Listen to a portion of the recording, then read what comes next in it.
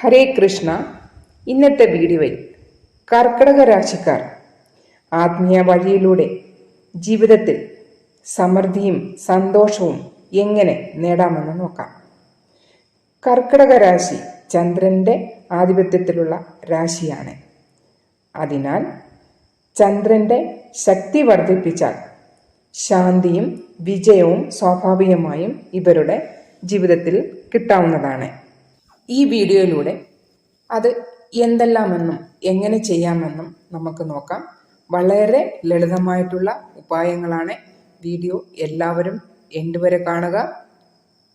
Shorts video കാണുന്നവരാണെങ്കിൽ ചാനലിൽ വിശദമായ വീഡിയോ അപ്ലോഡ് ചെയ്തിട്ടുണ്ട്, ദയവായി കാണുക. എല്ലാ തിങ്കളാഴ്ചകളിൽ നിങ്ങൾ ശിവലിംഗത്തിൽ പാലുകൊണ്ടോ അല്ലെങ്കിൽ വെള്ളം കൊണ്ടോ അഭിഷേകം ചെയ്യുന്നത് ഏറ്റവും നല്ലതായിരിക്കും.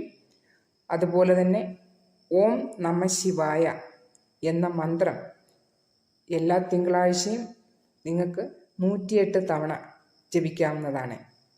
ഇത് നിങ്ങൾ മാല കൊണ്ട് ജപിക്കുന്നവരാണെങ്കിൽ അങ്ങനെ, കൗണ്ടർ ഉപയോഗിച്ചാണെങ്കിൽ അങ്ങനെ. അപ്പോൾ 108 പ്രാവശ്യം ഓം നമഃ ശിവായ മന്ത്രം നിങ്ങൾ ജപിക്കുക.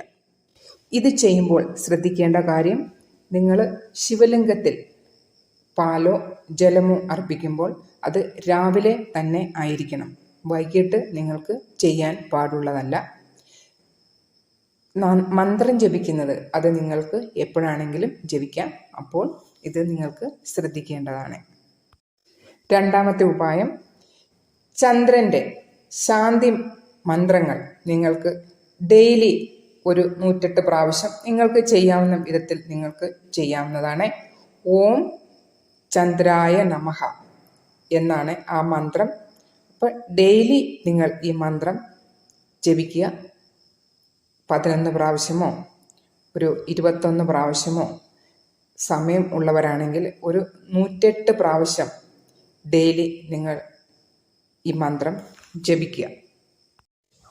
ഇത് കൂടാതെ നിങ്ങൾക്ക് വീട്ടിൽ ഉണ്ടെങ്കിൽ, ഇല്ലാത്തവർ വേണ്ട, വെള്ളി ഗ്ലാസ് ഉണ്ടെങ്കിൽ വെള്ളി ഗ്ലാസ്സിൽ വെള്ളം കുടിക്കുന്നതും വളരെ നല്ലതായിരിക്കും. കൂടാതെ വെള്ളി മോതിരമോ വെള്ളി ചെയിനോ ബ്രേസ്ലെറ്റോ എന്തുവാണെങ്കിലും വെള്ളി കൊണ്ടുണ്ടാക്കിയ ഏത് സാധനം നിങ്ങൾക്ക് ധരിക്കുന്നത് കൊണ്ട് നിങ്ങൾക്ക് ഒരു ശാന്തി, ചന്ദ്രനെ ഒന്നും കൂടെ ഊർജപ്പെടുത്തുവാനായിട്ട് നിങ്ങൾക്ക് സാധിക്കുന്നതാണ്. അപ്പോൾ ഇത് ചെയ്യാൻ പറ്റുന്നവരും